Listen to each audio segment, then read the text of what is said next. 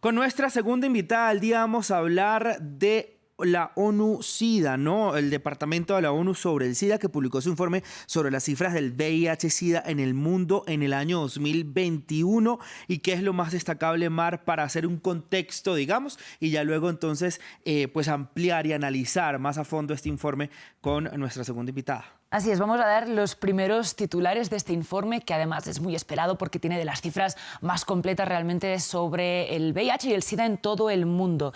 2021, 1,5 millones de nuevos contagios de VIH en todo el mundo. Se suma más de 38 millones de personas con VIH que estaban viviendo así en 2021. Para hacernos una idea, esto es más, por ejemplo, que toda la población de Perú. Para hacernos una idea de la cantidad de personas que ahora mismo están viviendo con VIH. 650.000 murieron por SIDA o por enfermedades asociadas, digamos, a la SIDA. Y un dato importante, el 54% de las personas con VIH son mujeres y niñas. De hecho, este informe pone un especial énfasis en las mujeres jóvenes y adolescentes entre 15 y 24 años que sufren una infección de VIH en este grupo de personas cada 3 minutos. De nuevo, además, también los grupos considerados clave en la lucha y en las infecciones de VIH, estamos hablando del 70% todavía son las personas, por ejemplo, trabajadoras, trabajadores también sexuales, hombres gay, hombres bisexuales, hombres que tienen sexo con hombres, las personas que usan también drogas intravenosas y personas trans.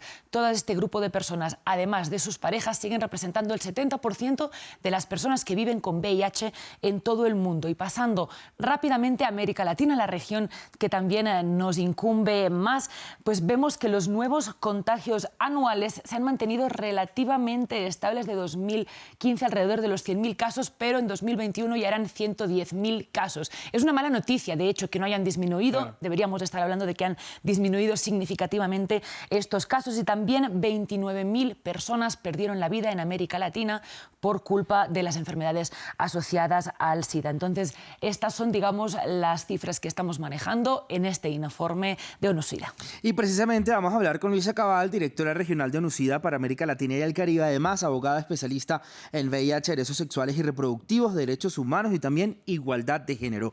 Luisa, gracias por estar con nosotros esta mañana de jueves en Directo América de France 24. Para nosotros es un gusto.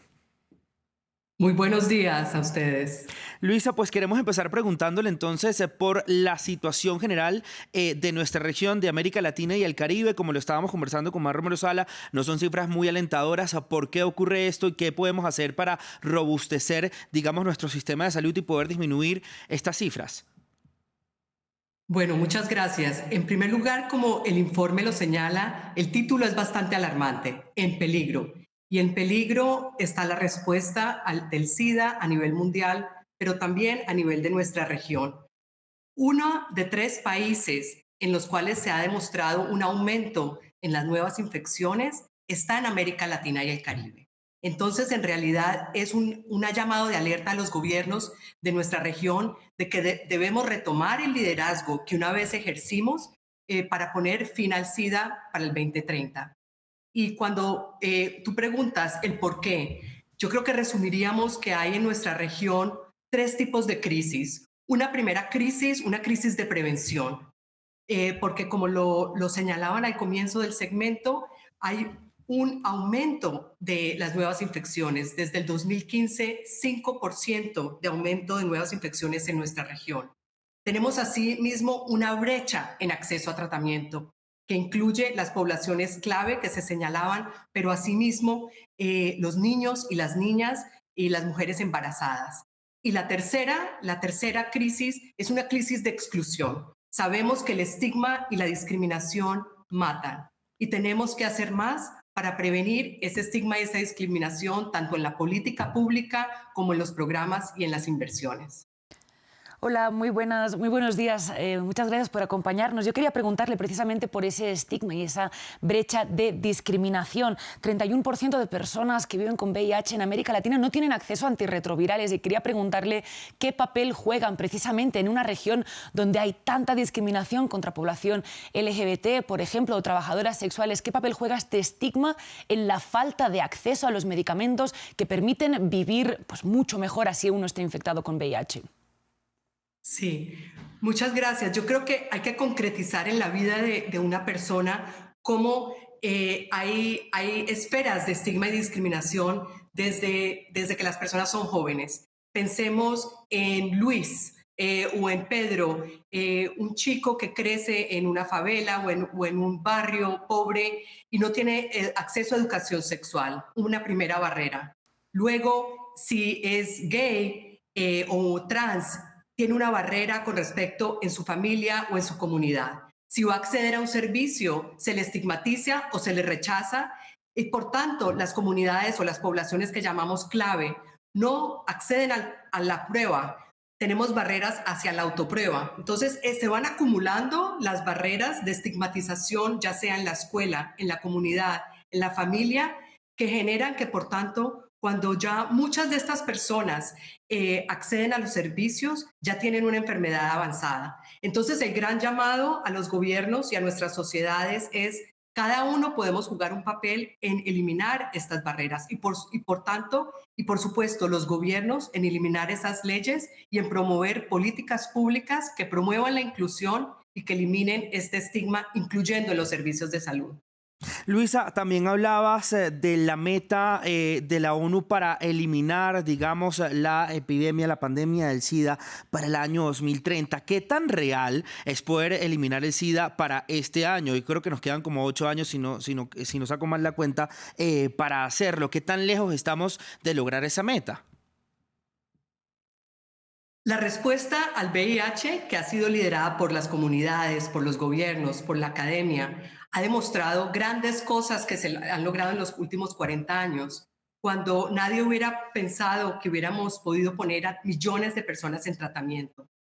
Lo que falta en realidad, yo creo que es una meta ambiciosa, pero que se puede, y se puede en nuestra región.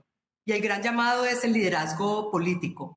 Creo que con un aumento de inversiones y con una focalización, una refocalización de inversiones hacia la prevención para las poblaciones que lo necesitan más, podemos transitar esa última milla en esta gran maratón de los últimos 5 décadas, casi 5 décadas, para llegar al 2030 y poner fin al SIDA como una emergencia de salud pública. Luisa, yo quería preguntarle precisamente también sobre esas niñas y mujeres jóvenes entre los 15 y los 24 años que representan un gran porcentaje de la población que se contagia de VIH. Y precisamente, ¿no?, con estos grupos, ¿cuáles son las estrategias que deben funcionar? ¿Se ha retrasado también debido a una falta de educación sexual? ¿Ha habido algún tipo de retroceso en ese sentido en la región latinoamericana que pueda explicar también que todo este grupo de mujeres jóvenes esté contagiando? Sí, lo que el informe muestra es que la lucha contra todo tipo de desigualdad es clave. Y por supuesto, la desigualdad de género es una de estas. Y una de las primeras herramientas por las que se ha luchado, y la América Latina y el Caribe en grandes momentos han sido líderes en garantizar la educación sexual, también hemos sufrido algunos retrocesos. A veces la política pública avanza y en otras retrocede. Y por tanto, la educación sexual es clave. La educación sexual es clave no solamente para garantizar la igualdad entre niñas y niños, pero también para abordar las masculinidades que matan, las masculinidades que promueven la desigualdad de género, la violencia de género y también la exclusión contra las personas con diferente orientación sexual y con diferente identidad de género. Por tanto, sí, es un llamado a que la igualdad de las niñas es clave, pero la igualdad de nuestra región también pasa por el respeto a las poblaciones clave que tú mencionabas a un comienzo, por el respeto a las personas trans, a los hombres gay, a las trabajadoras sexuales, a las Sí. personas que usan drogas, que, como lo muestra la epidemia, es quienes están más vulnerables y más marginadas. Y por supuesto se combate principalmente con la educación, Luisa, pero no queremos dejar de preguntarle cómo ha influido la pandemia de COVID-19 en el tratamiento, en la lucha contra el VIH y el SIDA. Sabemos que obviamente la pandemia de COVID-19 ha opacado un poco los tratamientos regulares de las personas que están infectadas con VIH o también otras enfermedades como cáncer o enfermedades crónicas. ¿Cómo ha agravado esta situación y cómo se ha normalizado ya 2 años después de esta pandemia? Sí, efectivamente, como lo señala el informe en su título, en peligro es el peligro que se puso la respuesta al SIDA, la COVID-19. Imagínese usted en los contextos donde las personas no podían salir de su casa, tenían movilidad restringida y tenían que volver a recibir su tratamiento. Pero los grandes retos que hubo en cómo garantizar que estas restricciones de movilidad no hicieran una interrupción en el tratamiento, también generaron grandes innovaciones. Innovaciones que en los contextos donde solo se le daba a una persona tratamiento por 3 meses, los estados rápidamente respondieron a dar tratamiento por 6 meses para que las personas no se vieran afectadas por restricciones en su movilidad.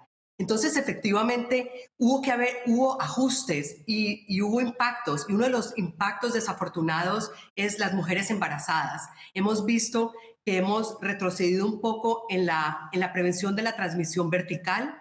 Y el gran llamado también a los gobiernos es que debemos corregir esto por el impacto de la pandemia de la COVID-19 para volver a encaminarnos frente a la prevención de la transmisión vertical. Pero también los gobiernos, han habido innovaciones en los gobiernos y el apoyo a las comunidades, que son quienes estaban más cerca de estos pacientes, ha sido clave para no desacelerar el ritmo.